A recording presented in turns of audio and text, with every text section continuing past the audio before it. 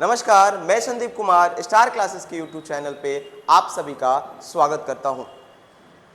जैसे कि last video में हम लोगों ने क्लास 10th के लिए सोशल साइंस का हिस्ट्री वाला पोर्शन शुरू किया था और उसके फर्स्ट चैप्टर को काफ़ी हद तक देखे थे। फर्स्ट चैप्टर यानी यूरोप में राष्ट्रवाद को देखे थे, उसी को आज कंटिन्यू करेंगे और आगे के टॉपिक्स को समझने की कोशिश करेंगे। जैसे कि लास्ट क्लास में हम लोगों ने पढ़ा था फ्रांस में राष्ट्रवाद, मेटरनिच युग, ये पढ़ लिया था हमने। उसके अलावा वियना सम्मेलन पढ़ लिया था, इटली के एकीकरण, जुलाई की क्रांति, फ्रांस की क्रांति, ये समझ लिया था हमने कि फ्रांस की क्रांति के अंदर कैसे पहली जब फ्रांस की क्रांति होती है 1789 में, उसमें लुई 16वां को राजगद्दी से हटाया जाता है। उसके बाद नेपोलियन बोनापार्ट 1804 में पहले वो चांसलर बनता है, सलाहकार बनता है, फिर 1804 में वो वहाँ का सम्राट बनता है और उसे भी 1815 में ऑस्ट्रिया और कुछ अन्य देशों के साथ मिलकर इसे भी हरा देती है। फिर ऑस्ट्रिया का ही चांसलर क्या करता है, बोर्बो वंश के दूसरे राजा को स्थापित कर देता है जो लुई 18वां था और लुई 18वां शासन करता है 1815 से 1824 के बीच में। उसके बाद बोर्बो वंश का ही नया वंशज आता है चार्ल्स एक्स, वो भी 1830 तक राज करता है और 1830 में फ्रांस में फिर एक क्रांति होती है और फिर लुई फिलिप को राजा बना दिया जाता है। यही देखे थे लास्ट टॉपिक में इस कहानी में। 1830 के फ्रांसीसी क्रांति के परिणाम क्या पड़ा था, ध्यान रखेंगे, कारण और परिणाम। नेक्स्ट स्लाइड में बढ़ेंगे और देखेंगे 1848 के फ्रांसीसी क्रांति के कारण। अब 1848 का फ्रांसीसी क्रांति देखो हुआ क्या था। जब चार्ल्स एक्स के खिलाफ 1830 में क्रांति हुई तो लुई फिलिप फ्रांस का नया सम्राट बनता है, पर इसे भी कुछ समय के बाद फ्रांस की जनता स्वीकार नहीं करती। जबकि जनता के द्वारा ही बनाया गया था, पर इसके काम जनता के अनुकूल नहीं होते हैं, जनता इसके कामों से खुश नहीं होती है, इसीलिए इसके विरुद्ध फ्रांस में फिर तीसरी क्रांति होती है जिसे 1848 के फ्रांसीसी क्रांति के नाम से जाना जाता है। एग्जाम में पूछता है 1848 के फ्रांसीसी क्रांति का कारण क्या था, तो आज देखेंगे क्या कारण था उसका।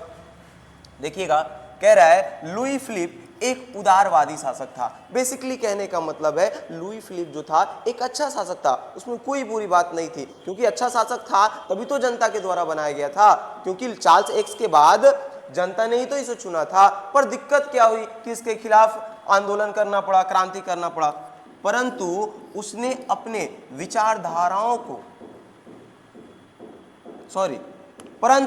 उसने अपने विरोधियों को खुश करने के लिए सन 1840 में गीजो को प्रधानमंत्री नियुक्त कर दिया। देखो, लुई फिलिप था ना, अच्छा राजा था, उसमें कोई दिक्कत वाली बात नहीं थी, अच्छा बंदा था बेचारा। पर दिक्कत ये था इसके अंदर कि ये सोचता था सबको लेके चले।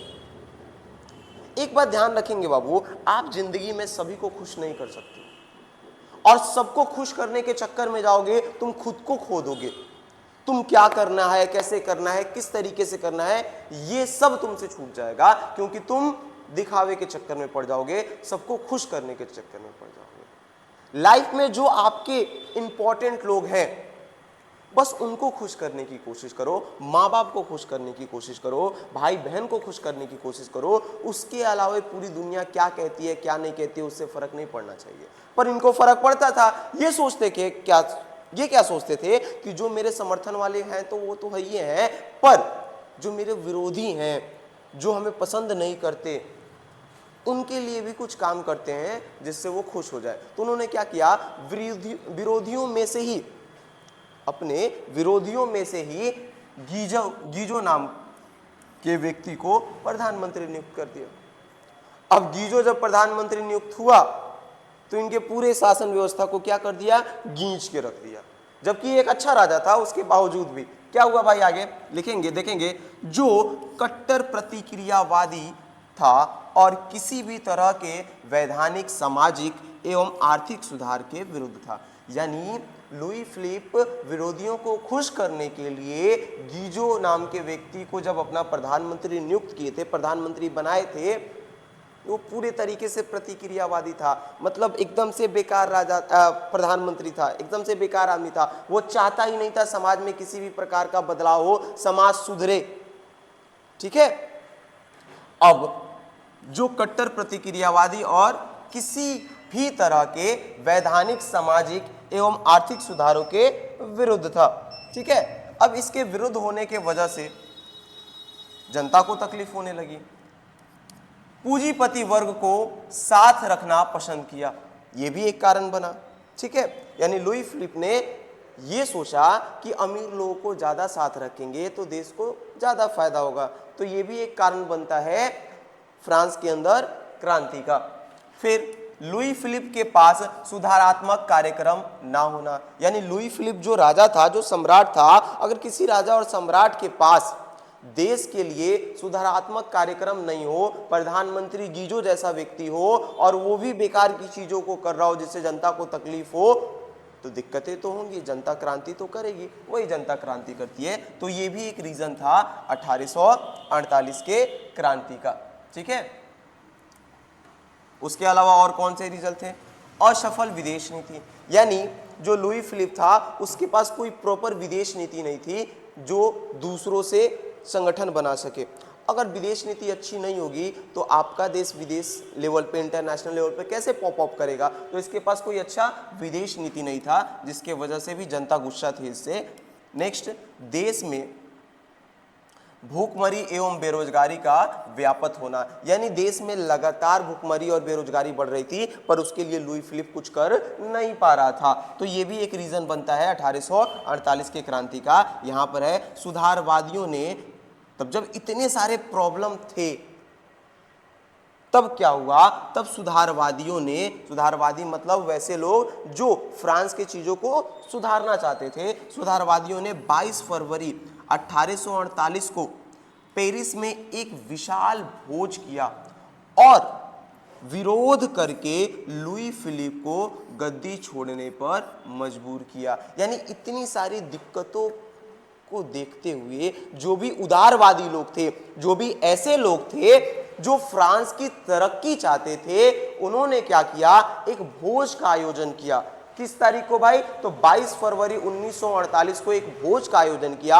उस भोज में बहुत सारे लोगों ने भाग लिया, खाया पिया और लुई फिलिप के विरुद्ध क्रांति करने की योजना बनाई और इस तरीके से क्रांति किया कि लुई फिलिप गद्दी छोड़कर भागने के लिए मजबूर हो गया। ठीक है, फलतः 24 फरवरी 1848 को लुई फिलिप ने गद्दी का त्याग किया और इंग्लैंड चला गया। ये भी क्या करता है, 22 फरवरी के विरोध को देखते हुए, जनता इतने आक्रोश में थी, इस आक्रोश को देखते हुए ये फैसला लेता है कि गद्दी छोड़कर भाग जाना ही मेरे लिए अच्छा होगा।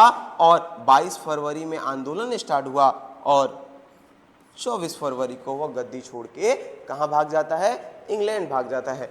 पता नहीं क्यों देखने को मिलता है अधिकांशतः बुरे लोग गलत काम करने के बाद इंग्लैंड ही भागते हैं। चार्ल्स एक्स भी इंग्लैंड भागा था।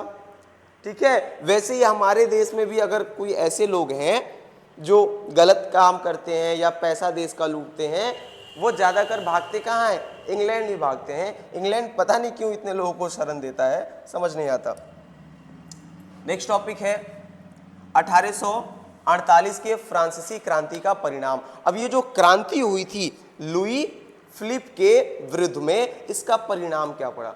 क्रांति का कारण क्या क्या था वो तो पता चल गया। गीजो था उसका प्रधानमंत्री जो अच्छा नहीं था, उसके अलावा उसके पास कोई विदेश नीति नहीं थी, कोई सकारात्मक कार्य नहीं था, लगातार बेरोजगारी और भूखमरी बढ़ रही थी। अब इस सब को देखते हुए वहाँ के जितने उदारवादी लोग थे, जितने अच्छे लोग थे, जितना देश के तरक्की करना चाहते थे, वे सारे लोग थे, वो सब क्या करते हैं, वो सब इकट्ठा होते हैं और एक भोज का आयोजन करते हैं और उस भोज के आयोजन में लुई फिलिप के विरुद्ध एक योजना बनाते हैं और उस योजना को आगे लेके बढ़ते हैं और क्रांति शुरू करते हैं। और इस क्रांति को देखकर लुई फिलिप्स क्या होता है, 2 दिन के बाद ही 24 तारीख को फ्रांस छोड़ के भाग जाता है। कहां पे?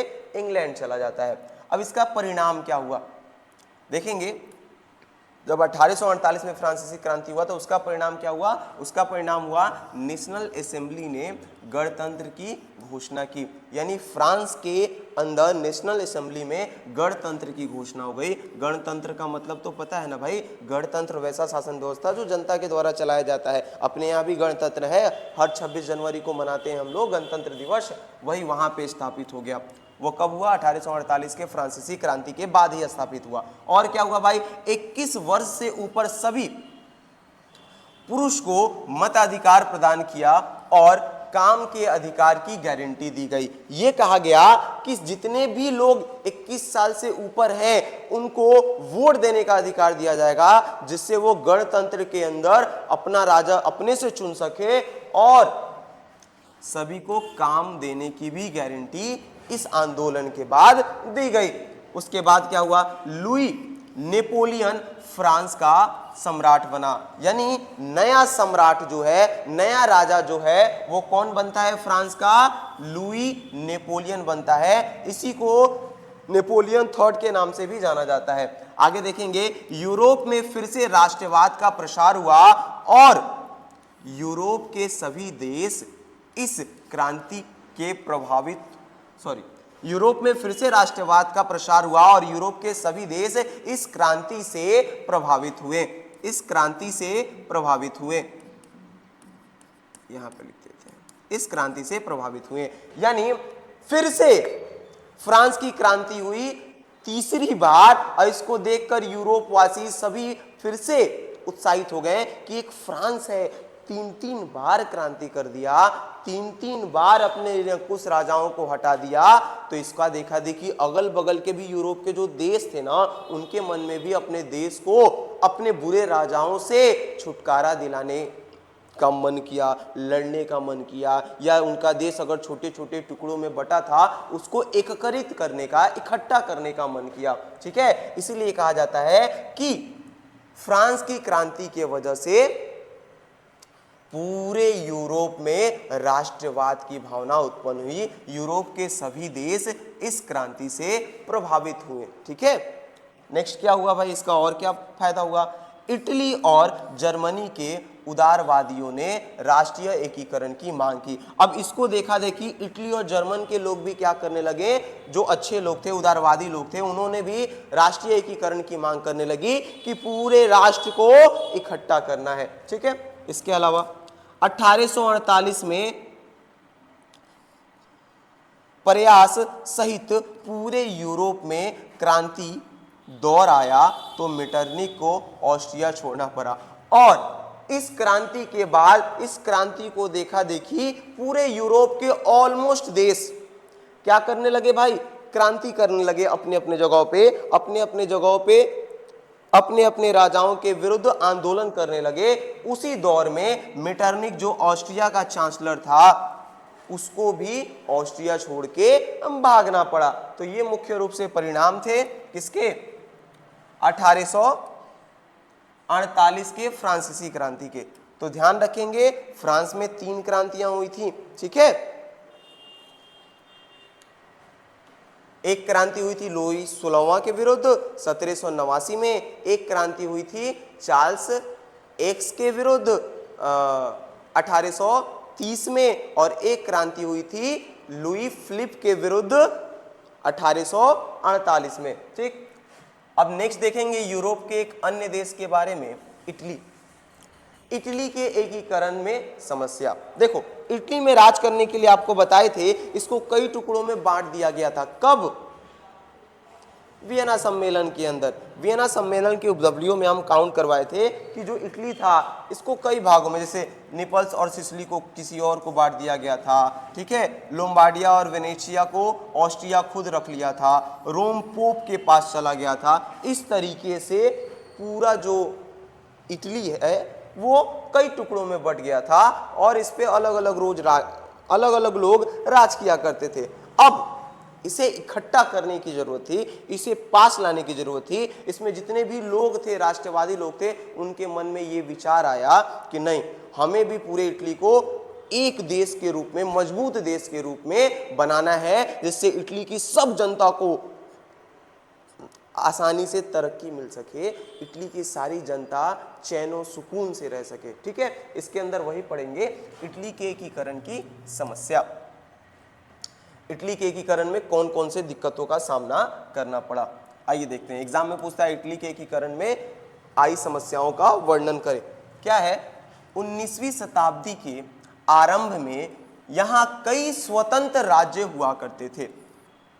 यानी 19वीं शताब्दी का मतलब समझते हैं ना, 19वीं शताब्दी के प्रारंभ में यहाँ पे कई स्वतंत्र राज्य हुआ करते थे, अलग अलग टाइप के कई राज्य हुआ करते थे। इस कारण यहाँ अलगाव की भावना थी। जब किसी भी जगह पर आप सोचो अलग अलग राज्य होंगे, ये अलग है,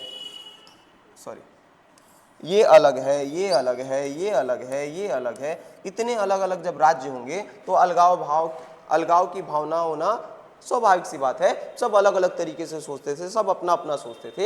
यह दिक्कत थी, ये समस्या थी। इस वजह से इटली एक नहीं हो पा रही थी, क्योंकि इटली ज़्यादातर अलग अलग टुकड़ों में बटी हुई थी। यहाँ पे है, इसके अलावे भी कई अन्य समस्याएं थी, जैसे इटली में ऑस्ट्रिया और फ्रांस का हस्तक्षेप।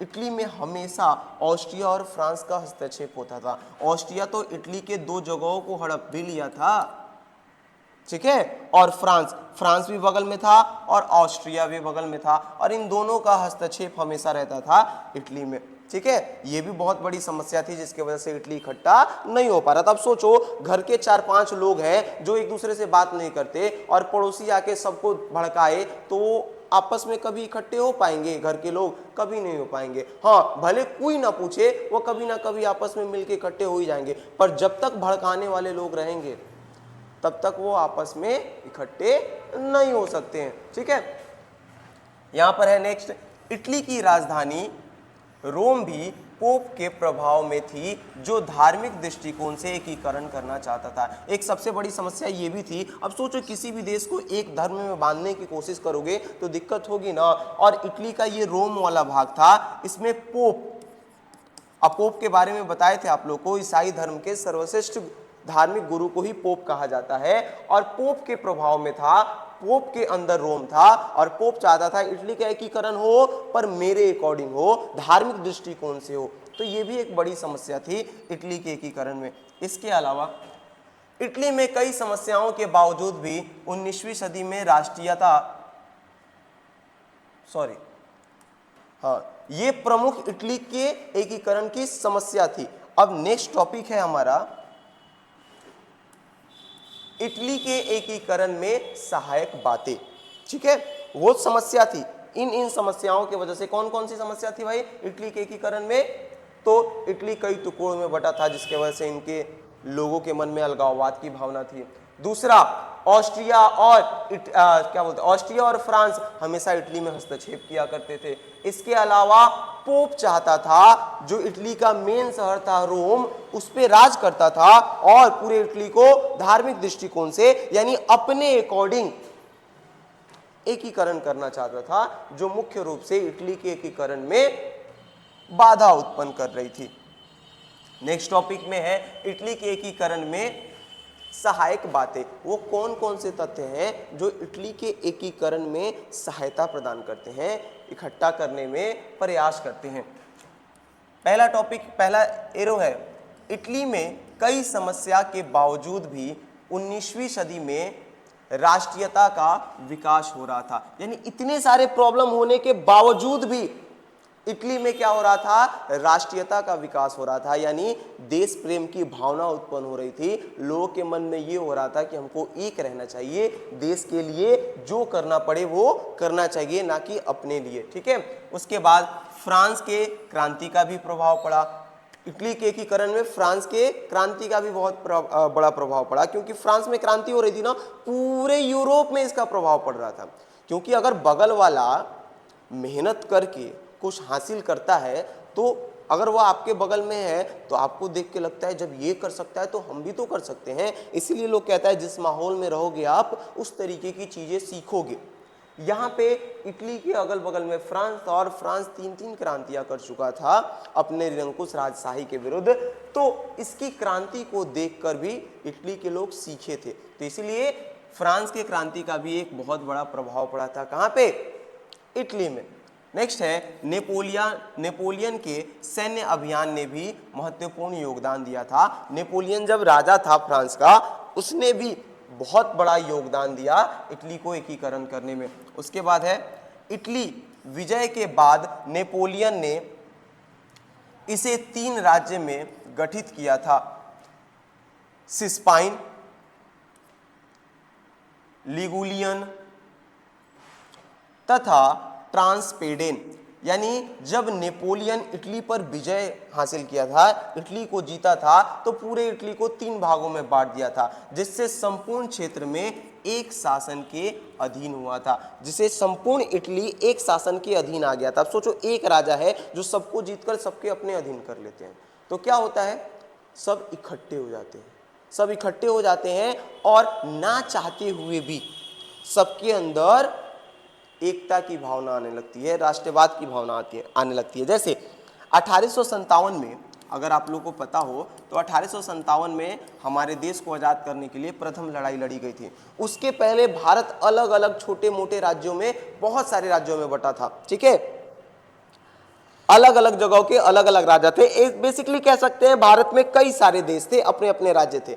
पर जब अंग्रेज आए तो धीरे धीरे सभी राज्यों पर अपना अधिकार स्थापित करना चालू कर दिया। और जब धीरे धीरे वो सभी राज्यों पर अपना अधिकार स्थापित करना चालू कर देते हैं ना, तो वो सोचते क्या है, सभी को एक ही धागे में पिरो लें जिससे शासन करना आसान हो जाए। और जब वो सभी को एक ही में इकट्ठा करके शासन करने की कोशिश करते हैं, तो ना चाहते हुए भी ये भारत के अलग अलग राज्य जो कुछ समय पहले अलग अलग रहा करते थे, आपस में लड़ा करते थे, वो सब इकट्ठे हो गए। क्यों? क्योंकि उन सब का दुश्मन एक ही था, अंग्रेज, जिसके वजह से भारत के लोगों में एकता की भावना आई।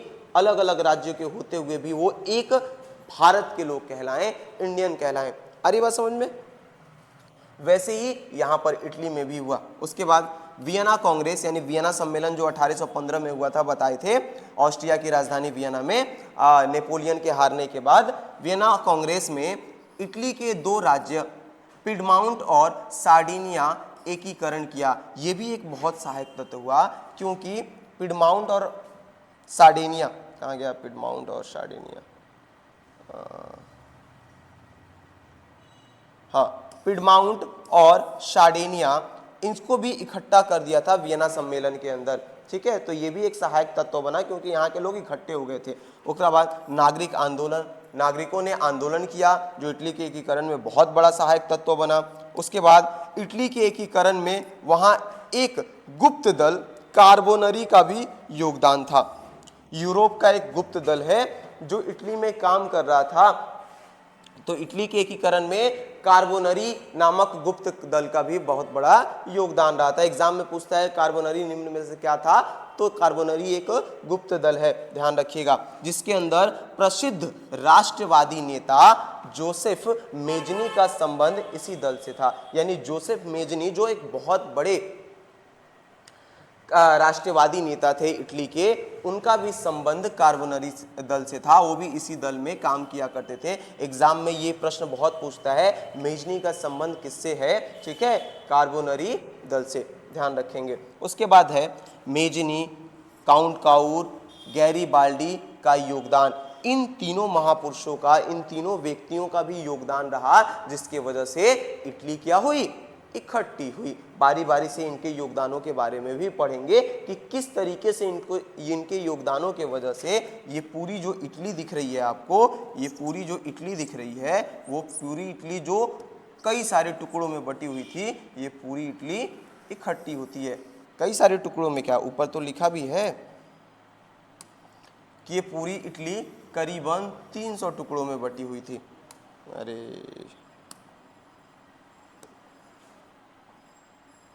पूरी इटली करीबन 300 टुकड़ों में बटी हुई थी। इसको इकट्ठा करने में इन महापुरुषों का योगदान था। अब ये योगदान कैसे था, कैसे आगे बढ़ते हैं, इनके बारे में पूछते हैं, क्योंकि इनके बारे में भी एग्जाम में बड़ी क्वेश्चन पूछता है। पहला है इटली के एकीकरण में मेजनी का योगदान, यानी इटली के एकीकरण में, इटली को इकट्ठा करने में, इटली को एक स्वतंत्र राज्य बनाने में मेजनी का क्या योगदान रहा है, क्या भूमिका रही है, वो देखेंगे इस टॉपिक के अंदर। देखिएगा, मेजनी साहित्यकार, गणितज्ञ, मेजनी साहित्यकार, गणतांत्रिक विचारों का समर्थक और योग्य सेनापति था। यानी मेजनी क्या था, सेनापति था, और सेनापति होने के साथ साथ एक साहित्यकार भी था और गणतांत्रिक विचारों का समर्थक था। ये चाहता था कि राज्य कैसे चलना चाहिए, गणतंत्र के अकॉर्डिंग चलना चाहिए। ठीक है, एग्जाम में पूछता है ऑब्जेक्टिव में, मेजनी का संबंध किस पेशे से है, तो मेजनी पेशे से सेनापति था, ध्यान रखिएगा। ठीक है, कार्बोनरी नामक गुप्त दल से इसका संबंध था। मेजनी का संबंध किस दल से था भाई, तो कार्बोनरी नामक गुप्त दल से था। यह भी बड़ा पूछता है। सन 1831 ईस्वी में उसने यंग इटली नामक संस्था की स्थापना की थी। ठीक है, इटली में लोगों को सहायता प्रदान करने के लिए और इटली को एकीकृत करने के लिए मेजनी ने एक संस्था बनाई थी, जिस संस्था का नाम था यंग इंडिया। एग्जाम में ये भी पूछता है, यंग इंडिया नामक संस्था की स्थापना किसने की थी, तो मेजनी ने की थी। यंग इंडिया की स्थापना कब हुई थी, तो यंग इंडिया की स्थापना 1831 ईस्वी में हुई थी। ये भी ध्यान रखेंगे। ठीक है, इसके साथ आगे बढ़ते हैं। इसने सन 1834 ईस्वी में यंग यूरोप की स्थापना की और यूरोप के अन्य देशों को सहायता प्रदान की। यानी मेजनी क्या किया, इटली के बारे में ही ना सोचकर वो सोचा यूरोप के भी अन्य देशों में सहायता करते हैं, वो सारे देश जो अपने देश को या तो अपने निरंकुश शासन से आज़ादी दिलवाने की कोशिश कर रहे हैं या खुद को एकीकृत यानी इकट्ठे करने की कोशिश कर रहे हैं, तो उनकी भी सहायता करनी चाहिए। और उनकी सहायता करने के लिए मेजनी ने जैसे यंग इटली की स्थापना की थी 1831 ईस्वी में, वैसे ही यंग यूरोप की स्थापना करता है 1834 ईस्वी में। यह भी ऑब्जेक्टिव में बड़ा पूछता है, यंग यूरोप की स्थापना किसने की थी, या यंग यूरोप नामक संस्था की स्थापना कब की गई थी, तो स्थापना 34 में की गई थी। और किसके द्वारा की गई थी, तो मेजनी के द्वारा की गई थी, ध्यान रखेंगे। इसका उद्देश्य विदेशी हस्तक्षेप समाप्त करना तथा संयुक्त गणराज्य स्थापित करना था। ये क्या चाहता था कि इटली के अंदर जितनी भी विदेशी नीति हस्तक्षेप करती है, उन सभी हस्तक्षेपों को खत्म किया जाए और संयुक्त गणराज्य की स्थापना की जाए। ठीक है, 2 मिनट।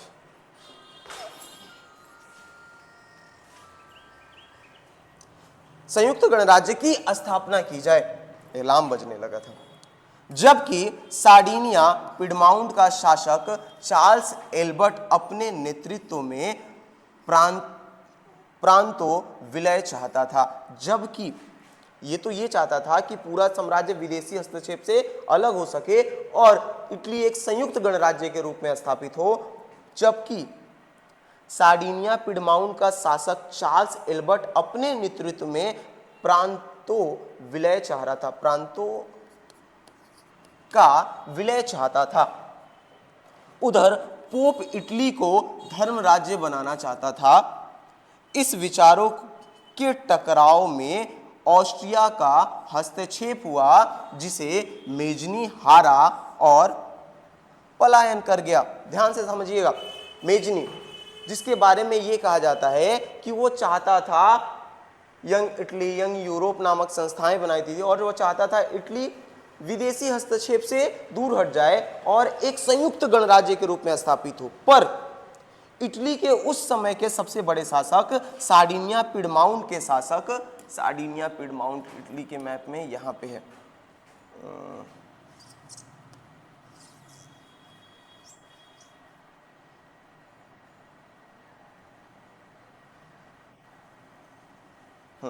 सार्डिनिया पिडमाउंट का शासक क्या चाहता था कि उसके अंदर में पूरे इटली का एकीकरण हो, और दूसरी ओर पोप क्या चाहता था, उसके अंदर में रोम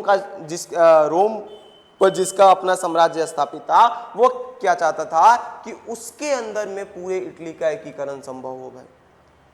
अब ये दोनों अलग कर रहे थे और मेजनी चाहता था कि नहीं, इटली एक संयुक्त राष्ट्र गणराज्य बन सके, सब आपस में मिल सके। अब इन दोनों के आपस में, तीनों के आपस में लड़ाई, और बीच में ऑस्ट्रिया हस्तक्षेप कर देता है, और इस हस्तक्षेप से मेजनी की बुरी तरीके से हार हो जाती है। ठीक है, मेजनी पूरे तरीके से क्या कह रहे हैं यहाँ पर, इस विचारों के टकराव में ऑस्ट्रिया का हस्तक्षेप हुआ, जिसमें मेजनी हारा। यानी ये विचार की लड़ाई हो ही रही थी, तब तक ऑस्ट्रिया बीच में हस्तक्षेप कर देता है, और मेजनी जब उससे लड़ता है तो हार जाता है, और हारने के बाद उसे पलायन करना पड़ता है, यानी उसे इटली छोड़ के भागना पड़ता है, बाहर जाना पड़ता है। ठीक है, तो ये था मेजनी का योगदान इटली के एकीकरण में। उन्होंने अपने स्तर से बहुत प्रयास किया था। नेक्स्ट देखेंगे काउंट काउर का प्रयास। काउंट काउर का क्या योगदान रहा इटली को इकट्ठा करने में भाई, देखिएगा। इटली में सार्डिनिया पिडमाउंट का नया शासक विक्टर इमैनुअल ने काउंट कावूर को प्रधानमंत्री नियुक्त किया। अब इटली में एक नया शासक आता है, इटली में नहीं, बेसिकली इटली के सार्डिनिया पिडमाउंट में, जो अभी बता रहे थे, जहां के शासक इसके पहले वाला था, वो चाहता था, चार्ल्स एल्बर्ट चाहता था कि उसके अंदर में पूरे इटली का एकीकरण हो। वैसे ही सार्डिनिया पिडमाउंट का नया शासक चार्ल्स एल्बर्ट के मरने के बाद जो बनता है विक्टर इमैनुअल। विक्टर इमैनुअल कहाँ का, यहाँ का सार्डिनिया पिडमाउंट का शासक, सार्डिनिया पिडमाउंट का शासक विक्टर इमैनुअल, जिसका प्रधानमंत्री था कौन, काउर। विक्टर इमैनुअल ने काउंट कावूर को प्रधानमंत्री नियुक्त किया था, अपना प्रधानमंत्री बनाया था। कौन, विक्टर इमैनुअल, सार्डिनिया पिडमाउंट का शासक, जो इटली का एक भाग था। ठीक है, उस समय सबसे बड़ा साम्राज्य सार्डिनिया पिडमाउंट का ही था। नेक्स्ट शेरो में कह रहा है काउर एक सफल कूटनीतिज्ञ एवं राष्ट्रवादी था। यानी काउंट कावूर एक अच्छा और सफल कूटनीतिज्ञ यानी दिमाग लगाने वाला व्यक्ति था, और राष्ट्रवादी विचार का तभी था, यानी देश की अच्छाई के बारे में सोचता था, देश के भलाई के बारे में सोचता था। बेसिकली ये एक अच्छा प्रधानमंत्री था। गीजो जैसा नहीं था, जो फ्रांस में गीजो था, गीजो के जैसा नहीं था कि लुई फिलिप के पूरे शासन को गीज दिया। ये अच्छा प्रधानमंत्री था। ठीक है, सार्डिनिया पिडमाउंट के विक्टर इमैनुअल का अच्छा प्रधानमंत्री था। उसने इटली के एकीकरण में बहुत बड़ी भूमिका निभाई। देखिए क्या भूमिका निभाई भाई, आगे कह रहा है यह इटली के एकीकरण में सबसे बड़ा बाधा ऑस्ट्रिया को मानता था। काउंट कावूर कहता था इटली का एकीकरण क्यों नहीं हो पा रहा है, इसका सबसे बड़ी समस्या है ऑस्ट्रिया, जो बाद में नाक भिड़ा देती है ना, ये बुरी बात है। इसी के वजह से क्या हो रहा है, इटली का एकीकरण नहीं हो पा रहा था। इसीलिए ऑस्ट्रिया को हराने के लिए 1853-54 के क्रीमिया के युद्ध में काउर ने फ्रांस की ओर से युद्ध में सम्मिलित होने की घोषणा कर दी, और इसका हस्तक्षेप प्रत्यक्ष लाभ मिला। कह रहा है वो ऑस्ट्रिया को इटली के एकीकरण की समस्या मानता था, इसीलिए उसने क्या किया, ऑस्ट्रिया को हराने के लिए 1853-54 में जो क्रीमिया का युद्ध होता है, क्रीमिया का युद्ध होता किसके किसके बीच में है भाई, जो क्रीमिया का युद्ध था, ठीक है, क्रीमिया का युद्ध था, वो हुआ था फ्रांस और ऑस्ट्रिया के बीच, जिसमें इटली किसके साथ था भाई, तो इटली जो था फ्रांस के साथ था। वही कह रहा है ऑस्ट्रिया को हराने के लिए 1853-54 में क्रीमिया के युद्ध में काउर ने फ्रांस की ओर से युद्ध में सम्मिलित होने की घोषणा कर दी। उसने कहा अगर युद्ध हुआ या युद्ध हो रहा है तो हम किसके तरफ से लड़ेंगे भाई, हम फ्रांस के तरफ से लड़ेंगे, और इसका प्रत्यक्ष लाभ भी मिला। ये घोषणा करने से उसको फायदा भी हुआ। क्या फायदा हुआ भाई, आगे देखते हैं हम लोग।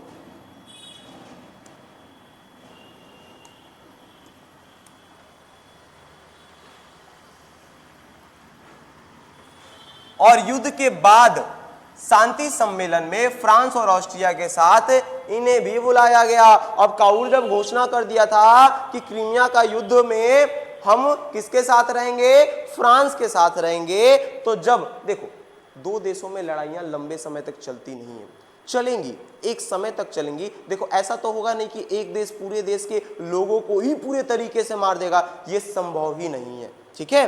तो एक टाइम पीरियड के लिए लड़ाइयां चलती हैं, वर्चस्व की लड़ाइयां चलती हैं, और एंड ऑफ द डे दो देशों की लड़ाई टेबल पे ही जाके सुलझती है।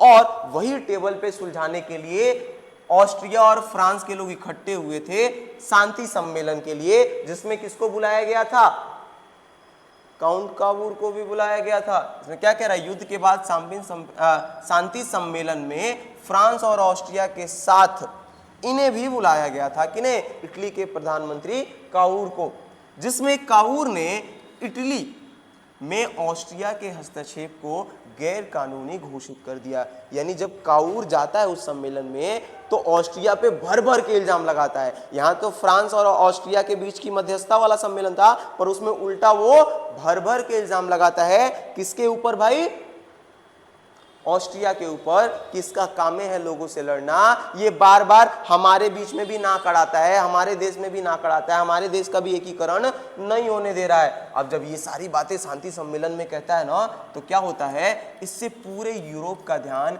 इटली के समस्या पर पड़ा। अब इस बात से और भी जो लोग आए रहते हैं यूरोप के अलग अलग जगहों से उस सम्मेलन में ऑस्ट्रिया और फ्रांस के मध्यस्थता कराने के लिए, वो सब क्या सोचते हैं, इटली की समस्या भी इतनी बड़ी है, ऑस्ट्रिया का चाल ऐसे है। इस तरीके से पूरे यूरोप का जो ध्यान होता है वो इटली की समस्याओं पे पड़ता है। उनको सच में लगता है कि इटली सच में दिक्कतों से जूझ रही है, ठीक है। नेक्स्ट है काउर, ये काउर है, ठीक है।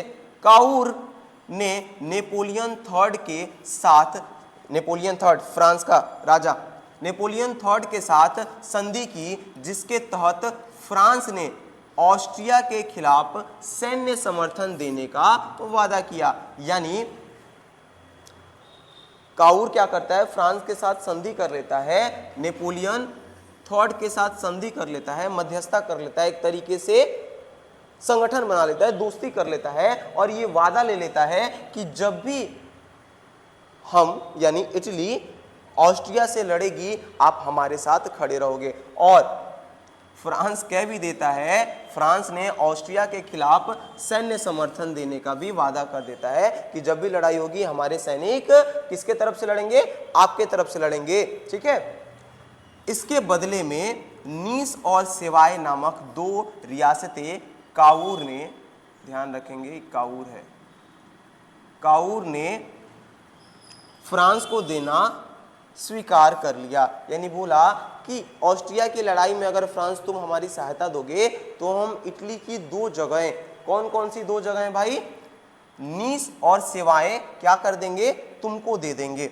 नीस और सेवा क्या कहाँ है भाई इटली में, थोड़ा सा इटली के मैप पे चलते हैं, ये है, यहाँ पे नीस है और यहाँ पर सेवाएं है। बोला अगर हमारी लड़ाई कभी भी किसके साथ होती है, ऑस्ट्रिया, ये ऑस्ट्रिया है, ठीक है, इसके साथ होती है, ये इटली है, इसके साथ होती है कभी भी हमारी लड़ाई, तो आप ये फ्रांस है, तो आप हमारे साथ खेलना, और जब हम जीत जाएंगे तो आपको क्या देंगे, सेवाएं और नीफ दे देंगे, ठीक है, नीस दे देंगे।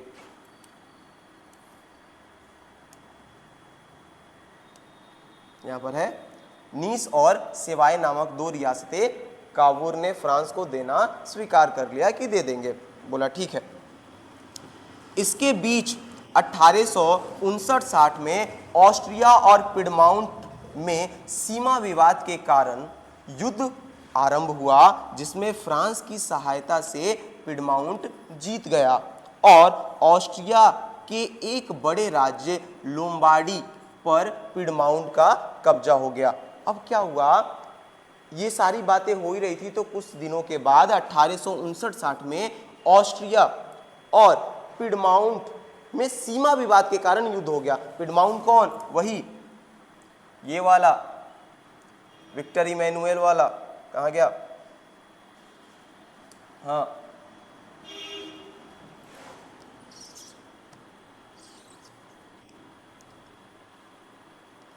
सार्डिनिया पिडमाउंट और ऑस्ट्रिया में क्या हो गई, सीमा विवाद की वजह से लड़ाई हो गई और इसे सार्डिनिया ने जीत लिया और लोम्बार्डी नामक इतने बड़े राज्य को क्या कर लेता है, अपने में मिला लेता है। कौन, सार्डिनिया, यही है।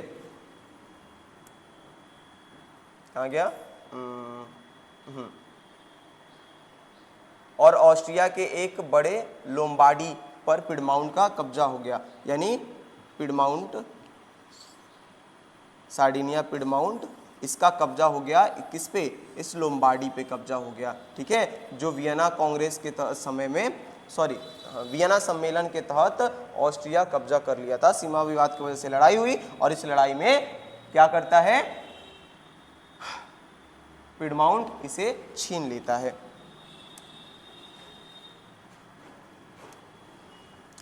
इसके बाद क्या हुआ, इसके बाद वेनेशिया पर विजय प्राप्त किया। इसके बाद फिर लड़ता है और लोम्बार्डी के बाद वेनेशिया भी जीत लेता है। वेनेशिया कहाँ से है, देखो ऐसे, ये पिडमाउंट है, सार्डिनिया पिडमाउंट, इससे लड़ाई होती है ऑस्ट्रिया की, ये ऑस्ट्रिया है, सीमा विदा, यहाँ तक ऑस्ट्रिया था उस समय। ठीक है, तो इससे लड़ाई होती है और ये जीत जाता है, और ये जीत जाता है तो उस लड़ाई में इसको अपने कब्जे में कर लेता है, और फिर कुछ दिनों के बाद लड़ाई में वेनेशिया इसको भी अपने कब्जे में ले लेता है। यानी ये दोनों बड़े प्रांत कुछ ही दिनों के अंदर ऑस्ट्रिया से छीनकर किसके पास आ जाते हैं, सार्डिनिया पिडमाउंट के पास आ जाते हैं। वही कह रहा है यहाँ पर कि इसके बाद वेनेशिया पर विजय प्राप्त किया, जिसके तुरंत बाद नेपोलियन ने अपनी सेना वापस बुला ली। और इस लड़ाई के बाद जब वेनेशिया को ये जीत लेता है तो क्या होता है, जो फ्रांस की सेना नेपोलियन ने वादा करके काबूल से जो वादा किया था, जिसकी वजह से फ्रांस की ऑस्ट्रिया के साथ लड़ाई में वो फ्रांस की सेना किसके तरफ से लड़ने के लिए भेज देता है, सार्डिनिया के साथ लड़ने के लिए भेज देता है, उसको वापस बुला लेता है। कह रहा है इसके तुरंत बाद नेपोलियन ने अपनी सेना वापस बुला ली।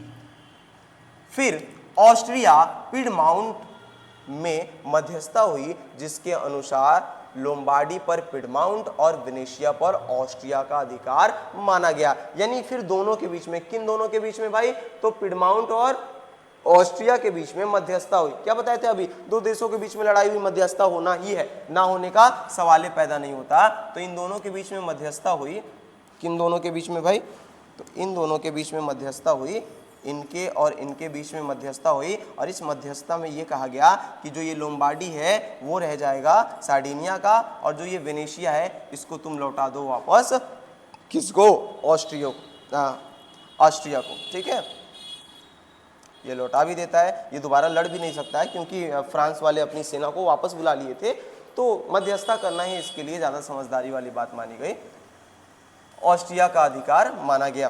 फिर काउर ने कूटनीति का परिचय देते हुए नेपोलियन थर्ड को सेवाए प्रदेश देने का लोभ देकर रोम के अलावा उत्तर और मध्य इटली के सभी रियासतों को मिला लिया।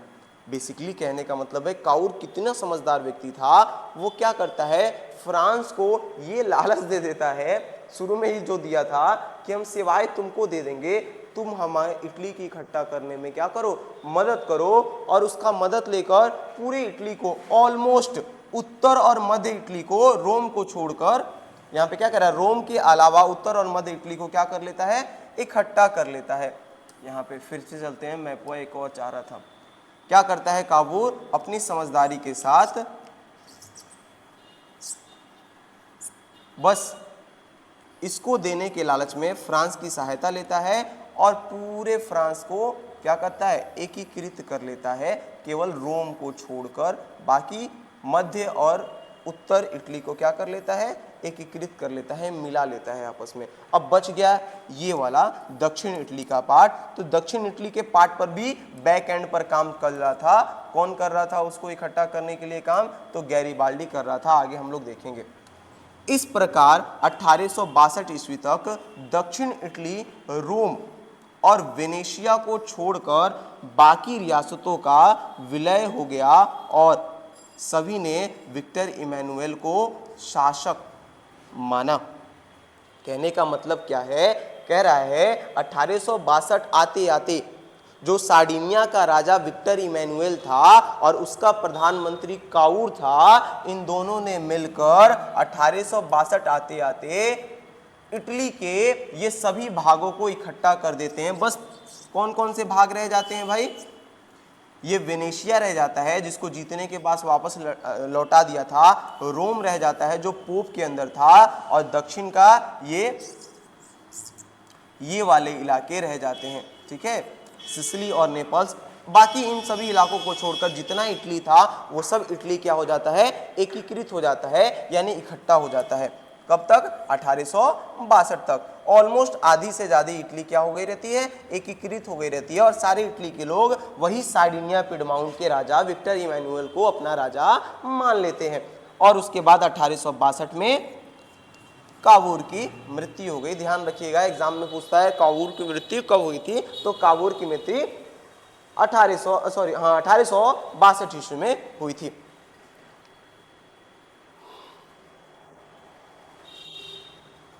लगातार वीडियो में बोलने से ना थकान हो जाती है। ऐसे क्लास में बच्चे रहते हैं, थोड़ा जोश भी रहता है, लगातार आदमी पढ़ा भी लेता है, कुछ देर के लिए बच्चे लिखते भी हैं तो रेस्ट भी मिल जाता है। इसमें लगातार बोलना होता है, लगातार बोलना होता है, लगातार थॉट आना होता है। अच्छा, अभी नया नया है, कुछ दिनों के बाद नॉर्मल हो जाएगा, चीज़ें बेहतर हो जाएंगी, एक आध वीडियो के बाद प्रैक्टिस हो जाएगी तो ज़्यादा आसान हो जाएगा। चलिए नेक्स्ट देखते हैं गैरीबाल्डी। इसका क्या योगदान था भाई, इसका भी बहुत बड़ा योगदान था, किसमें, इटली को एकीकृत करने में। तो इसका योगदान किस तरीके से था, ये कहाँ भूमिका निभाता है इटली को एकीकृत करने में, इसके बारे में देखते हैं। कह रहा है, देखिएगा, इसी बीच यानी जिधर इधर कावूर क्या कर रहा था, उत्तर इटली को इकट्ठा करने में लगा था, उसी बीच महान क्रांतिकारी गैरीबाल्डी दक्षिण इटली के रियासतों के एकीकरण तथा स्वतंत्रता का प्रयास कर रहा था। यानी एक तरफ इधर उत्तर इटली में उसको इकट्ठा करने की कोशिश चल रही थी कावूर के द्वारा, वहीं दूसरी तरफ उसी समय में किसके द्वारा, गैरीबाल्डी के द्वारा। बहुत सीधा साधा इंसान था, ऐसा इंसान कभी मिलेगा नहीं आप लोग को, इसकी कहानियां इतनी जबरदस्त है, ठीक है। गैरीबाल्डी क्या गया, हाँ, इसी बीच महान क्रांतिकारी गैरीबाल्डी दक्षिण इटली के रियासतों को एकीकृत करने और आज़ाद कराने में लगा हुआ था। इसके बारे में एक बात कहा जाता है, मतलब कावूर से एक बार थोड़ा सा बहस हो गया और ये अपने द्वारा अपने दम पर पूरे दक्षिण इटली को हासिल किया हुआ था, सब छोड़ के चला गया, क्योंकि वो कावूर को अपना आदर्श मानता था और उसके आदर्श के द्वारा उसे कुछ बोल दिया गया, उसको इतना बुरा लग गया कि पूरा राजपाट, धन दौलत सब त्याग दिया, सब राज्य को दे दिया और खुद नॉर्मल किसान की भांति जीवन यापन करने लगा। ये वैसा व्यक्ति, यहाँ रोड पर 500 पड़ा हो उसके लिए लोग लड़ लाएंगे, ये इतना बड़ा साम्राज्य छोड़ देता है, वो भी खुद के बल पे जीता हुआ साम्राज्य, ठीक है। यहाँ लोग अपने माँ बाप का बात नहीं सुनते, उनको कुछ ना कुछ बोल देते हैं। ये बेचारा जिसके विचारों को मानता था, जिसे आदर्श मानता था, उससे एक बहस पे साम्राज्य छोड़ देता है पूरे तरीके से। आइए देखते हैं। गैरीबाल्डी पेशे से एक नाविक था। एग्जाम में ये बड़ा पूछता है, गैरीबाल्डी पेशे से क्या था, तो गैरीबाल्डी पेशे से एक नाविक था, ये योद्धा भी नहीं था, फिर भी दक्षिण इटली के एकीकरण में इसका बहुत बड़ा हाथ था। गैरीबाल्डी पेशे से एक नाविक था और मेजनी के विचारों का समर्थक था, परंतु बाद में कावूर के प्रभाव में आ गया। कहने का मतलब है गैरीबाल्डी पेशे से एक नाविक था, ठीक है, पर जो मेजनी बताए थे ना शुरू में, जो यंग यूरोप और यंग इंडिया की स्थापना किए थे, उसके विचारों का समर्थक था, उसको बहुत अच्छा मानता था, उसके विचारों के अकॉर्डिंग ये भी जीना चाहता था और अपनी जिंदगी को आगे बढ़ाना चाहता था, ठीक है। पर आगे चलकर वो कावूर के प्रभाव में आ गया, यानी कावूर के विचारों से भी क्या हुआ, समर्थित हो गया, उसके कावूर का कैरेक्टर भी बहुत अच्छा लगने लगा। नेक्स्ट ईयर वो डालेंगे और लिखेंगे। एग्जाम में पूछता है कि गैरीबाल्डी किसके विचारों का समर्थक था, तो ध्यान रखेंगे मेजनी, और बाद में किसके प्रभाव में आ गया था, तो कावूर के प्रभाव में आ गया था। नेक्स्ट है गैरिबाल्डी ने अपने कर्मचारी तथा स्वयंसेवकों की सेना बनाई और दक्षिण इटली में सिसिली एंड नेपल्स पर आक्रमण कर दिया। यानी जो उसके, ये नाविक था तो बड़े बड़े नाव चला होते थे ना पहले, तो जितने भी इसके यहाँ कर्मचारी थे वो कर्मचारी और अपने स्वयं सेवकों के साथ मिलकर एक सेना बनाता है और सेना बनाकर कहाँ पे हमला कर देता है, दक्षिण इटली के सिसिली और नेपल्स पे हमला कर देता है। दक्षिण इटली का सिसिली और नेपल्स कहाँ है भाई, थोड़ा सा मैप एक और जा रहा था डालना। सिसिली यहाँ पे है और नेपल्स यहाँ पर है। इन दोनों जगहों पर आक्रमण कर देता है गैरिबाल्डी, किसके साथ, अपने कर्मचारी जो नाव चलाते हैं उसके साथ और स्वयंसेवकों के साथ मिलकर। ठीक है, और मजे की बात तो ये है कि जीत भी जाता है। ठीक है, जिसमें वहीं के जनता के समर्थन से साथ गैरिबाल्डी ने गणतंत्र की स्थापना की तथा विक्टर इमैनुएल के प्रतिनिधि के रूप में सत्ता संभाली। बेसिकली कहने का मतलब है कि जब वो गया कहाँ पे, दक्षिण इटली के सिसिली और नेपल्स में, तो वहां की जनता भी इसका समर्थन करने लगी और सब लोगों ने मिलकर एक तगड़ा युद्ध लड़ा और सिसिली और नेपल्स को आजाद कराया और वहां पे एक गणतंत्र की स्थापना की, गणतंत्र शासन व्यवस्था की स्थापना की और खुद को विक्टर इमैनुएल के प्रतिनिधित्व के तौर पे रखा और वहां के शासन को चलाने लगा। ये नहीं कि हम राजा है, नहीं, वो बोला कि विक्टर इमैनुएल ही राजा है। विक्टर इमैनुएल वही सार्डिनिया पिडमाउंट के राजा जिनके प्रधानमंत्री कावूर थे, जिन्होंने मिलके उत्तर भारत के क्या बोलते हैं, उत्तर इटली के, सॉरी भारत कह रहे हैं, उत्तर इटली के साम्राज्य को एकीकृत किया था। उसका प्रतिनिधित्व खुद को बताया कि हम उसके कर्मचारी हैं, उसी के बिहाफ पर, उसी के नाम पर यहाँ पर क्या कर रहे हैं, सत्ता स्थापित कर रहे हैं, सत्ता संभाल रहे हैं। ठीक है, नेक्स्ट, फिर 1862 में गैरिबाल्डी रोम पर आक्रमण की योजना बनाई। तब कावूर ने इसका विरोध करते हुए रोम में पिडमाउंट की सेना भेज दी। जब ये सिसिली और नेपल्स को जीत लिया ना गैरिबाल्डी, तो ये सोचता है अब तो दक्षिण भारत हो ही गया, उत्तर भारत भी बहुत हद तक हो गया था, तो सोचता है कि रोम पर भी हम क्या करें, हमला करें और पोप से रोम को आजाद करवा दे। पर कावूर जिसके प्रभाव में था, ये जिसके विचारों का समर्थक था, बेसिकली अपने इंसान ही, कावूर ने इसका विरोध करते हुए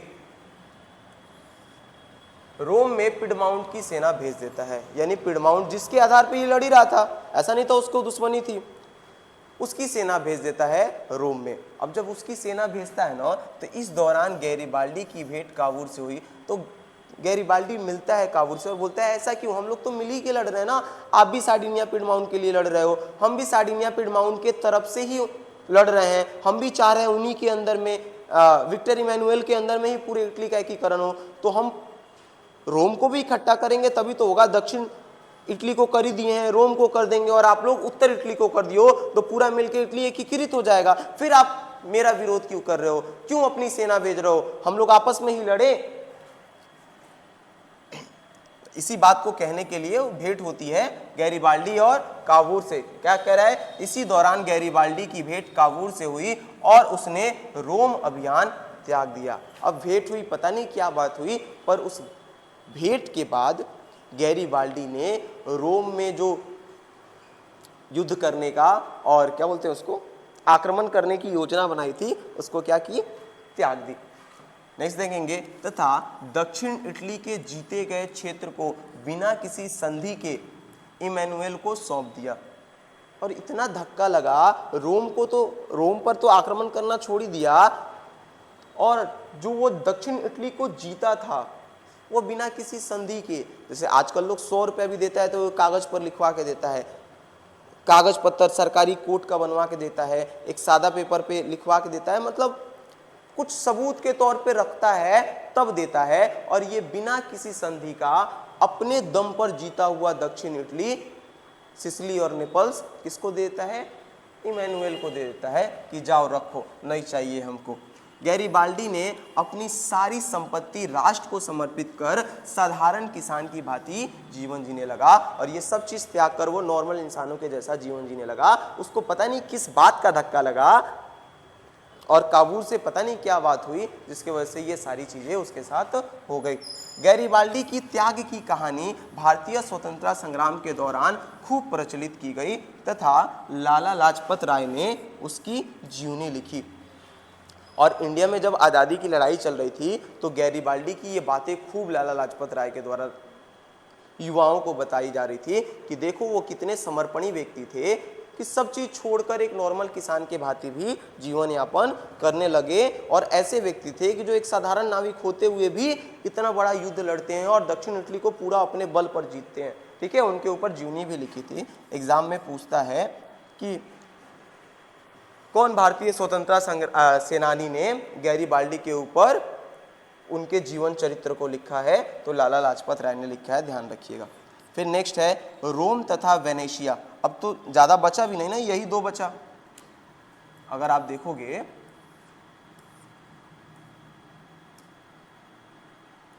तो ये तीन, इसको तो काबूल ऑलरेडी इकट्ठा करवा दिया था, ठीक है, और वेनेशिया बचा था जिसको क्या बोलते हैं शांति सम्मेलन मध्यस्थता के तहत दिया गया था।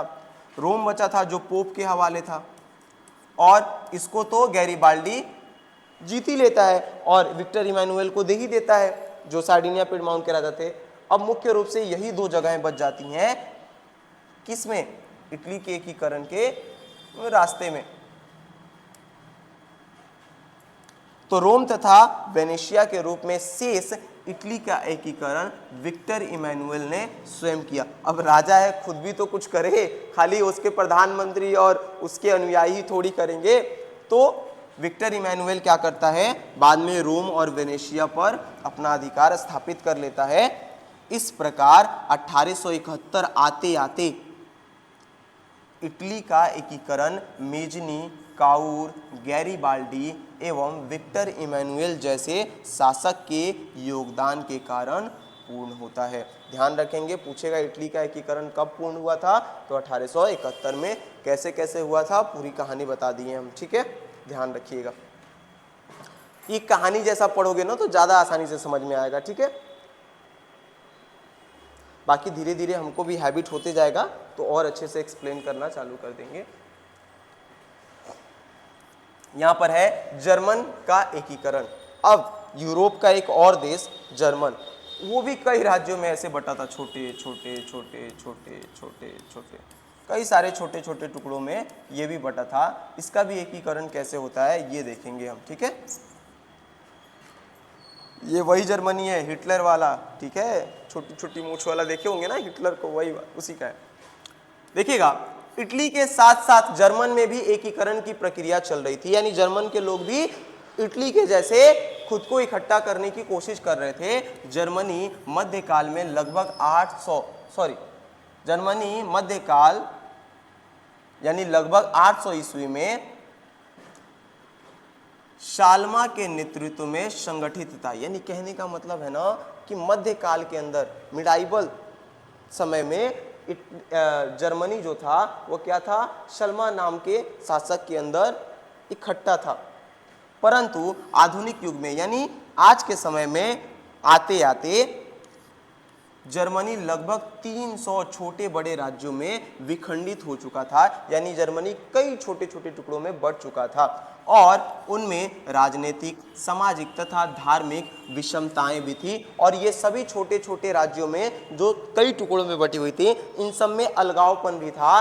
राजनीति के नाम पर अलग अलग थॉट प्रोसेस थे, सामाजिक थॉट प्रोसेस अलग अलग था और धार्मिक विषमताएं भी अलग अलग थी, जिसके वजह से आपसी संबंध अच्छे नहीं थे इनके। इसमें प्रसा शक्तिशाली राज्य था, इसमें राष्ट्रवाद का अभाव था। इन सभी में सबसे बड़ा, सबसे शक्तिशाली कोई शासन राज्य था, पूरा जर्मनी जो कई टुकड़ों में था उसमें सबसे ज़्यादा शक्तिशाली जो राज्य था वो था प्रशा। जैसे सार्डिनिया पिडमाउंट था ना इटली में, वैसे ही प्रशा था, यहाँ के आसपास में उस समय प्रशा होता था, ठीक है। पर इस प्रशा में राष्ट्रवाद की भावना का अभाव था। ये सोचता ही नहीं था कि पूरे इटली को इकट्ठा करना है, आगे बढ़ना है, उतना थॉट प्रोसेस था ही नहीं इसका, उतनी दूर तक इसकी सोच ही नहीं थी, ठीक है। नेक्स्ट टॉपिक है जर्मन के एकीकरण में सहायक तत्व। अब जर्मन का एकीकरण, ये सारी चीजें तो थी,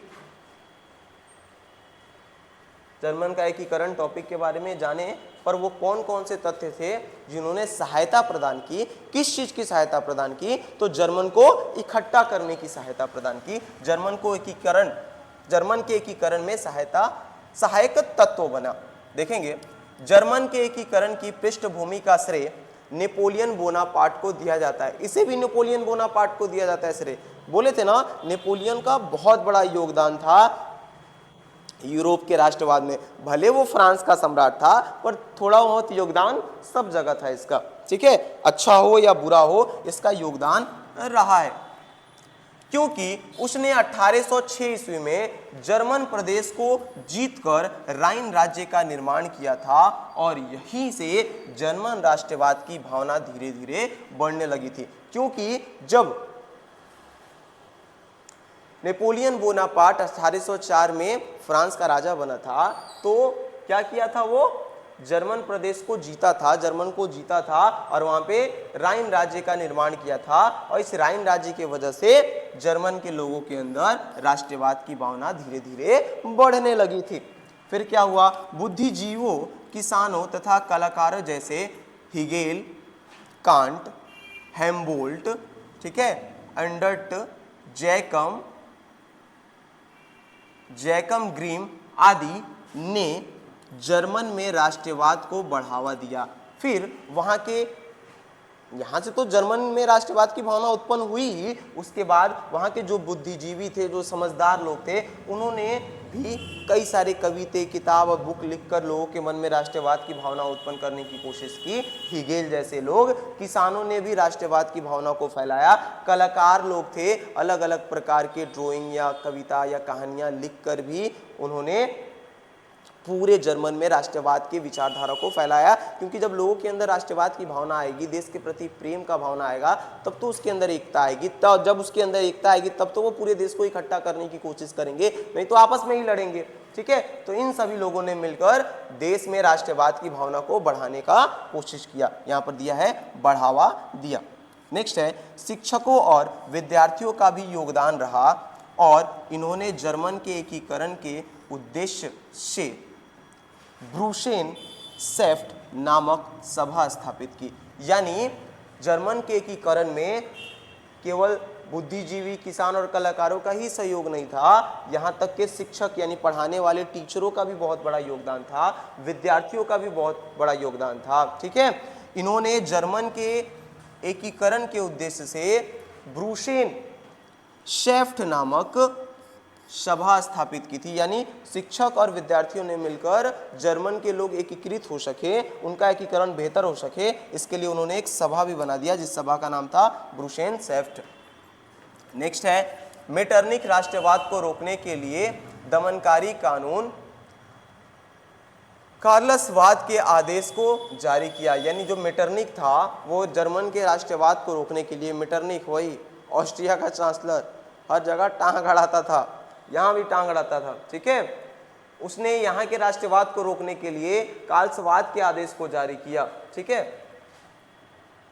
फिर 1834 ईस्वी में व्यापारियों द्वारा जलवेरीन नामक आर्थिक संघ की स्थापना की। और ध्यान रखिएगा, एग्जाम में ऑब्जेक्टिव में पूछता है जलवेरीन नामक आर्थिक संघ या जलवेरीन नामक संघ किनका है, तो ध्यान रखिएगा व्यापारियों का है। व्यापारियों द्वारा मिलकर एक संघ बनाया गया था, जिस संघ का नाम था जलवेरीन या जलवेराइन। ठीक है, संघ की स्थापना हुई थी, कब हुई थी, 1834 में हुई थी। ठीक है, तो ये भी एक बहुत अच्छा सहायक तत्व बनता है, किसे में, इटली को, सॉरी जर्मनी को एकीकृत करने में। इतने ज्यादा नाम है ना, इधर उधर हो जाता है कभी कभी। फ्रांस की 1830 और 1848 की क्रांति ने भी जर्मन में राष्ट्रवाद को भड़काया था। यानी जो फ्रांस के अंदर क्रांतियां हुई थी इतनी सारी, जिसमें से 30 और 48 की क्रांति से जर्मन के लोग बहुत सीखे थे, और उनके मन में भी अपने देश के प्रति राष्ट्रवाद की भावना उत्पन्न हुई थी। देखा देखी कि फ्रांस के लोगों के मन में उत्पन्न हो रही है, तो हमारे मन में क्यों नहीं उत्पन्न हो रही है। जैसे नहीं होता है कि पड़ोसी के यहाँ गाड़ी है तो हमरा कने गाड़ी नहीं थे, पड़ोसी के चरतल्ला बता हमार चरतल्ला करने के, पड़ोसी घूमे जाता तो हम घूमे ना जाए, पड़ोसी के नया कपड़ा खरीदाता तो हम लोग नया कपड़ा खरीदा चाहिए। आधा देखा देखी में लोग है ना, पर यहाँ पे देखा देखी से फायदा होता है तो जो अच्छी बात है, पर जहाँ नुकसान हो वो बुरी बात होती है। ठीक है, लोग एक बात कहते हैं ना, क्या कहेंगे लोग, लोगों का काम है कहना। ठीक है, आप ज्यादा ध्यान नहीं दो, आप चलते रहो। ठीक है, नेक्स्ट है, जर्मन राष्ट्रवादियों ने मार्च 1848 को एक सभा बुलाई और निर्णय किया कि प्रशा के शासक फ्रेडरिक विलियम के नेतृत्व में जर्मन का एकीकरण किया जाएगा, पर इसने का इनकार दिया, पर उसने इनकार कर दिया। यानी कह रहा है जर्मन के जितने भी राष्ट्रवादी लोग थे वो 1848 में एक सभा बुलाते हैं और उस सभा में यह निर्णय लिया जाता है कि प्रशा जो सबसे शक्तिशाली राज्य है उसी के अंदर में, उसी के नेतृत्व में, उसी के जो शासक हैं, प्रशा के शासक फ्रेडरिक विलियम के नेतृत्व में पूरे जर्मन को इकट्ठा किया जाएगा, इन्हीं को राजा बनाया जाएगा। पर क्योंकि उनके अंदर राष्ट्रवाद की भावना थी नहीं तो वो क्या कहते हैं, इसे इनकार कर देते हैं। क्या कह रहा है, पर उसने इनकार कर दिया। ठीक है, लेकिन फ्रेडरिक विलियम के मरने के बाद उसका भाई विलियम प्रशा का शासक बना और इसने एकीकरण के बारे में सोचा। एकीकरण के उद्देश्य बिस्मार्क को अपना चांसलर नियुक्त किया। यानी जो फ्रेडरिक विलियम मरा उसके बाद जब उसका भाई विलियम प्रशा का शासक बना, वो फ्रेडरिक विलियम के जैसा नहीं था, वो चाहता था पूरे जर्मन का एकीकरण हो, और वो क्या करता है, जर्मन के एकीकरण के बारे में सोचता है और जर्मन के एकीकरण के उद्देश्य से बिस्मार्क को अपना चांसलर नियुक्त करता है। यानी बिस्मार्क नाम का एक व्यक्ति को अपना चांसलर नियुक्त करता है। देखेंगे आगे, बिस्मार्क यही है, बिस्मार्क के बारे में थोड़ा जानेंगे, जिसको अपना चांसलर नियुक्त करता है और इसके नेतृत्व में इटली के एकीकरण करने की कोशिश करता है। यहाँ पे है बिस्मार्क, एग्जाम में पूछेगा बिस्मार्क कौन है, इसके बारे में लिखें तो ध्यान रखेंगे।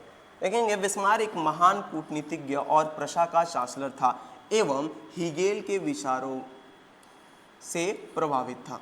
यानी बिस्मार्क तो था वो महान कूटनीतिज्ञ था, बहुत समझदार व्यक्ति था और प्रशा का चांसलर था और हीगेल के विचारों से प्रभावित था। एग्जाम में पूछता है बिस्मार्क किसके विचारों से प्रभावित था, हीगेल के विचारों से प्रभावित था। जैसे गैरिबाल्डी किसके विचारों से प्रभावित था, तो मेजनी के विचारों से प्रभावित था, वैसे ही। ठीक है, ध्यान रखेंगे। और क्या कह रहा है इसके बारे में, यह जर्मन संसद यानी डायट भी कहते हैं जर्मन के संसद को, संसद भवन जैसे हमारे यहाँ नहीं है, संसद में प्रशा का प्रतिनिधि हुआ करता था। इसके अलावा चांसलर बनते वो जर्मन के एकीकरण में जुट गया, क्योंकि इसको विलियम ने चांसलर ही इसीलिए बनाया था कि जर्मन का एकीकरण ज़्यादा बेहतर और जल्दी किया जा सके। और जैसे ये चांसलर बनता है क्या करता है, जुट जाता है जर्मन को इकट्ठा करने में। कह रहा है यह सैन्य शक्ति के महत्व को समझता था, इसलिए उसने रक्त और लौह की नीति का अवलंबन किया। ये जानता था सैन्य शक्ति कितनी जरूरी है, यानी ये मारधार करने वाला भी व्यक्ति था, तो ये सैन्य शक्तियों के चीज़ों को समझता था, इसीलिए उसने जर्मन को इकट्ठा करने के लिए रक्त और लौह की नीति का अवलंबन किया, इसको अपनाया। ठीक है,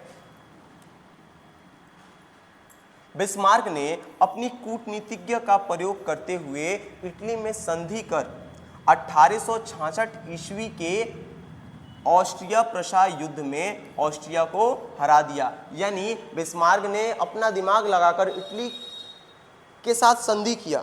ठीक है, किसके साथ, इटली के साथ, जो इसके बगल में ही था, जर्मन के जस्ट बगल में इटली था, उसके साथ संधि करता है और 1866 में जो लड़ाई होती है ऑस्ट्रिया और प्रशा के बीच में, उसमें ऑस्ट्रिया को हरा देता है। किसके संधि की मदद से हरा देता है, तो इटली के संधि की मदद से हरा देता है। और इटली भी तो ऑस्ट्रिया से तबाह था ही, तो आराम से मान जाता है, वो तो खुद फ्रांस का सहयोग ले रहा था ऑस्ट्रिया को हराने के लिए।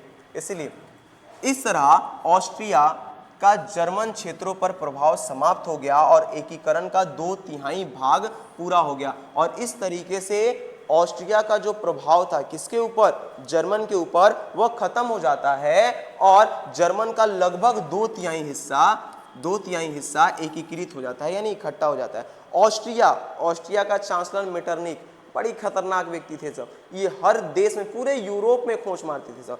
फ्रांस में इनका खोज था, ऑस्ट्रिया में इनका खोज था, सॉरी ऑस्ट्रिया तो वो खुद थे, इटली में इनका खोज था, जर्मनी में भी ये दिक्कत पैदा कर रहे थे, ऑलमोस्ट जगहों पे दिक्कत पैदा करने की कोशिश कर रहे थे। शेष जर्मन के एकीकरण के लिए फ्रांस के साथ युद्ध लड़ना जरूरी था, क्योंकि दक्षिण जर्मनी में फ्रांस का हस्तक्षेप था। अब बाकी जो 1/3 हिस्सा बच गया था जर्मनी का, जिसको इकट्ठा करना था, तो उसके लिए फ्रांस के साथ युद्ध लड़ना एकदम जरूरी था, क्योंकि दक्षिण जर्मनी जो था, नीचे वाला जर्मनी था, उसमें किसका हस्तक्षेप था भाई, तो फ्रांस का हस्तक्षेप था, इसीलिए उसके साथ युद्ध लड़ना पड़ा। फलतः 19 जून 1870 को फ्रांस का शासक नेपोलियन थर्ड ने प्रशा के खिलाफ युद्ध की घोषणा कर दी और सेडान के लड़ाई में फ्रांस हार गया। और फलतः ये तो सोच ही रहे थे कि बिना लड़े आएगा नहीं, पर उल्टा ही जर्मन वाले नहीं, फ्रांस का जो राजा था नेपोलियन थर्ड उस समय, वही प्रशा के खिलाफ युद्ध छेड़ देता है, जिस युद्ध को कहते हैं सेडान का युद्ध, और उसमें खुद ही हार जाता है और प्रशा इसमें क्या होती है, जीत जाती है। ठीक है, इसके बाद 10 मई 1871 को फ्रैंकफर्ट की संधि द्वारा दोनों राष्ट्रों के बीच शांति स्थापित हुई। अंततः जर्मन 1871 तक एक एकीकृत राष्ट्र बन गया। यानी कहने का मतलब है 19 जून 1870 में जो 1/3 हिस्सा था, उस हिस्से के लिए फ्रांस और प्रशा में लड़ाई हो जाती है, जिस लड़ाई को कहते हैं सेडोन का युद्ध। ध्यान रखिएगा, सेडोन की लड़ाई जब पूछे किसके किसके बीच में हुई थी, तो सेडोन की लड़ाई हुई थी प्रशा और फ्रांस के बीच में, या जर्मनी और फ्रांस के बीच में, जिसमें हार किसकी हुई थी, तो फ्रांस की हार हुई थी और प्रशा की जीत हुई थी। और इस हार जीत के बाद 10 मई 1871 को अगले साल फ्रैंकफर्ट की संधि हुई। ध्यान रखिए, एग्जाम में पूछेगा फ्रैंकफर्ट की संधि किनके किनके बीच में हुई थी, तो फ्रैंकफर्ट की संधि 2 राष्ट्रों के बीच में हुई थी। कौन कौन सा भाई, तो वो 2 राष्ट्र थे, फोन आ जाता है, वो 2 राष्ट्र थे प्रशा और फ्रांस। प्रशा और फ्रांस के बीच में फ्रैंकफर्ट की संधि होती है और शांति स्थापित होता है, और इस तरीके से अंततः जर्मन 1871 तक एकीकृत राष्ट्र बन जाता है। यानी जर्मन का भी एकीकरण 1871 में क्या हो जाता है, कंप्लीट हो जाता है, समाप्त हो जाता है। ठीक है, तो यूरोप के एक और देश का एकीकरण हो गया भाई। फ्रांस के बारे में, उनके अंदर हुए क्रांतियों के बारे में पढ़े, इटली के एकीकरण के बारे में पढ़ लिए हम लोग, जर्मन के एकीकरण के बारे में पढ़ लिए हम लोग। वीडियो थोड़ा लंबा होता जा रहा है, पर कुछ टॉपिक और है, उसको भी ख़त्म कर देते हैं। एक आध देश और है, उसके लिए फिर बचना क्यों। यूनान में राष्ट्रवाद का उदय, यूनान नाम का एक देश था, उसके अंदर राष्ट्रवाद का उदय कैसे होता है देखिएगा। कह रहा है यूनानी सभ्यता की साहित्य, विचार, दर्शन, चिकित्सा विज्ञान आदि क्षेत्र में काफ़ी उपलब्धि थी। यानी यूनान की जो सभ्यता थी ना, हर क्षेत्र में बहुत आगे था। यूनानी सच में बहुत समझदार और विद्वान हुआ करते थे। वह साहित्य के क्षेत्र में आगे थे, साहित्य विचार के क्षेत्र में आगे थे, दर्शन के क्षेत्र में, कला के क्षेत्र में, चिकित्सा के क्षेत्र में, हर क्षेत्र में आगे थे। ठीक है, इनसे प्रेरणा लेकर कई देशों ने तरक्की शुरू की थी। यानी इनसे सीखकर यूरोप के कई सारे देशों ने आगे बढ़ा था, तरक्की की थी, अमीर हुए थे, बड़े बने थे। ठीक है, परंतु इसके बावजूद भी यूनान तुर्की साम्राज्य के अधीन था। पर इनसे सीखकर तो बहुत सारे लोग आगे बढ़ गए, पर यूनान आज भी क्या था, यूनान बहुत समय तक क्या था, तुर्की साम्राज्य के अधीन था, उसके अंदर था। ठीक है, एक स्वतंत्र जगह नहीं था। पर इन्होंने भी तुर्की से स्वयं को अलग करने के लिए आंदोलन चलाया। इन्होंने भी लड़ने की चेष्टा की, इन्होंने भी कहा, जैसे कई बार बहुत सारे समझदार लोग होते हैं ना, तो लड़ाई वड़ाई के चक्कर में नहीं पड़ते, जब खूब अति हो जाती है तब लड़ने की कोशिश करते हैं। यूनान के साथ भी वही था, यूनान बहुत समझदार था, इनसे दुनिया सीखती थी, पर ये खुद दूसरे के गुलाम थे। पर इन्होंने भी ठान लिया कि नहीं, अब यूरोप का सब लोग आज़ादी ले रहा है तो हमको भी आज़ादी चाहिए। तुर्की से स्वयं को अलग करने के लिए आंदोलन चलाया और इसके लिए हितेरिया फिलाइक नामक संस्था की स्थापना की। और यूनान ने हितेरिया फिलाइक नामक संस्था की स्थापना की, किस लिए? खुद को तुर्की से अलग करने के लिए। अंततः इंग्लैंड, फ्रांस, रूस के सहयोग से यूनान तुर्की के खिलाफ युद्ध लड़ा और जीता। और क्योंकि ये अच्छा देश था ना, इससे बहुत सारे लोग सीखते थे, तो एक बार मदद मांगने पे मिल गया, तो इंग्लैंड, फ्रांस, रूस ये सब सहायता करते हैं और इनकी सहायता से यूनान तुर्की के खिलाफ युद्ध लड़ता है और जीत भी जाता है। फिर 1829 ईस्वी में एड्रियानोपोल की संधि हुई, जिसे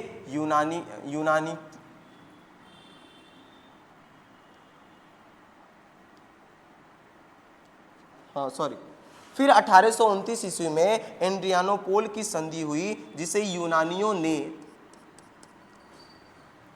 ने मानने से मना किया। फलतः 1832, यानी वो संधि करके मनाना चाहते थे यूनान के लोगों को कि एक लड़ाई उड़ाई में क्या रखा है, मान जाओ, रह जाओ, पर वो मानने से इनकार कर देते हैं। फलतः 1832 के चुनाव को एक स्वतंत्र राष्ट्र घोषित कर दिया गया और बवेरिया के शासक ओटी को राजा बनाया गया। बेसिकली कहने का मतलब है 1832 के चुनाव को एक स्वतंत्र राष्ट्र घोषित कर दिया गया, यानी 1832 आते आते यूनान को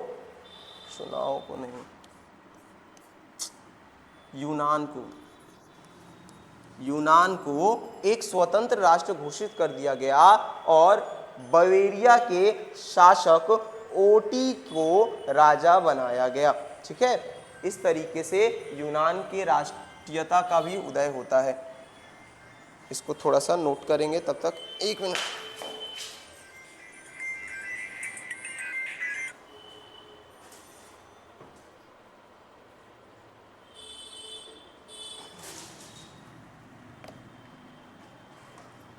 नेक्स्ट देखेंगे,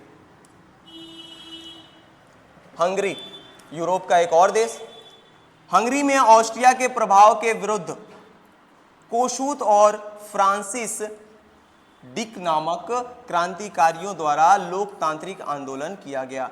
यानी ऑस्ट्रिया यहां भी अपना ड्रामा कर रहा था, तो हंगरी में भी ऑस्ट्रिया के प्रभाव के विरुद्ध कोशुत और फ्रांसिस नामक क्रांतिकारियों के द्वारा आंदोलन क्या किया गया? लोकतांत्रिक आंदोलन किया गया, जिसके फलस्वरूप 31 मार्च 1848 को ऑस्ट्रिया की सरकार द्वारा, अब इस क्रांति और इस आंदोलन के फलस्वरूप क्या होता है भाई? 31 मार्च 1848 को ऑस्ट्रिया की सरकार के द्वारा हंगरी में स्वतंत्र मंत्री परिषद की मांग स्वीकार की गई। यानी ऑस्ट्रिया समझ गया, फिर यहाँ भी ड्रामा करेंगे, ये भी उखाड़ के फेंक देगा सब, तो उनकी जितनी मांगे थी उन मांगों को मानने का कोशिश किया गया। कौन कौन सी मांग थी भाई? हंगरी में स्वतंत्र मंत्री परिषद की मांग स्वीकार की गई। दूसरा, प्रेस को स्वतंत्रता दी गई कि जो चाहे वो छाप सकते हैं। तीसरा, राष्ट्रीय सुरक्षा सेना की स्थापना की गई जो राष्ट्र की सुरक्षा करेगा। सामंती प्रथा समाप्त की गई, और सामंती प्रथा जो जबरदस्ती टैक्स वगैरह लेते हैं। हंगरी की राष्ट्रीय अस्मिता प्रदान की गई, यानी हंगरी को एक राष्ट्रीय अस्मिता भी प्रदान की गई। ठीक है, ये हुआ हंगरी में। और लास्ट में है पोलैंड। पोलैंड में क्या हुआ भाई? पोलैंड में भी 1830 ईस्वी में क्रांति का प्रभाव पड़ा, पर रूस ने पोलैंड के विद्रोह को कुचल दिया। अब सबका देखा देखी पोलैंड भी सोचा हम भी क्रांति कर लेते हैं, हम भी आज़ादी पा लेंगे, पर अब सब कोई थोड़े जीत जाएगा जी, कोई तो कोई हारेगा ना। तो ये क्या करता है, इसके आंदोलन को रूस ने क्या किया? विद्रोह को कुचल डाला, तो यहाँ पे आज़ादी इनको नहीं मिल पाई। वो हेलिया में देखते हैं, यहाँ के राष्ट्रवादी आंदोलन को ऑस्ट्रिया के द्वारा शक्ति से दमन कर दिया गया, यानी बलपूर्वक। ये लोग भी सोचे कि हम भी सब कोई राष्ट्रवाद की भावना उत्पन्न करके देश को अपने आगे लेके जा रहा है, अपने शासन व्यवस्था को सुधार रहा है, हम भी कर लेते हैं। पर क्या किया गया, ऑस्ट्रिया के द्वारा सख्ती से इनके आंदोलनों को दमन कर दिया गया। इस प्रकार यूरोप के फ्रांस से उठी राष्ट्रीयता भावना ने प्रथमतः यूरोप को एवं अंततः पूरे विश्व को प्रभावित किया। इस तरीके से जो ये यूरोप के फ्रांस से राष्ट्रवाद की विचारधारा उत्पन्न हुई और पूरे यूरोप में सबसे पहले तो पूरे यूरोप के फ्रांस से शुरू होती है और पूरे यूरोप के कई सारे देशों में फैलती है और फिर वहां से अन्य देशों में भी चली जाती है। यहाँ पे क्या दिया, पूरे विश्व में प्रभावित हुई, पूरे विश्व में राष्ट्रवाद की भावना उत्पन्न हुई, सब लोग एक दूसरे के खिलाफ लड़ने लगे। वहाँ पे जो निरंकुश शासक था, बेकार राजा था या किसी अन्य देशों का प्रभाव था, उनके खिलाफ लड़ने लगे, ये देखकर कि अगर वो लड़ सकता है तो हम भी लड़ सकते हैं। इस तरीके से क्लास 10 सोशल साइंस के हिस्ट्री का पहला चैप्टर यूरोप में राष्ट्रवाद समाप्त होता है। पूरे बुक को टॉपिक वाइज बना के आपको समझाने की कोशिश की गई है। इसको पढ़ने के बाद अगर एक बार आप बुक रीडिंग करते हो तो और मजा आएगा, ठीक है। और जब ये चैप्टर खत्म हो गया तो हम ट्राई करेंगे नेक्स्ट वीडियो में इस चैप्टर के जितने भी इंपॉर्टेंट ऑब्जेक्टिव हैं उस ऑब्जेक्टिव को डालें और उसके बाद जितने भी सब्जेक्टिव हैं इंपॉर्टेंट उसका भी वीडियो बना के डाल दें, ठीक है। उम्मीद है आपको समझ में आया होगा। धन्यवाद। फिर मिलते हैं नेक्स्ट चैप्टर में, हिस्ट्री का चैप्टर 2।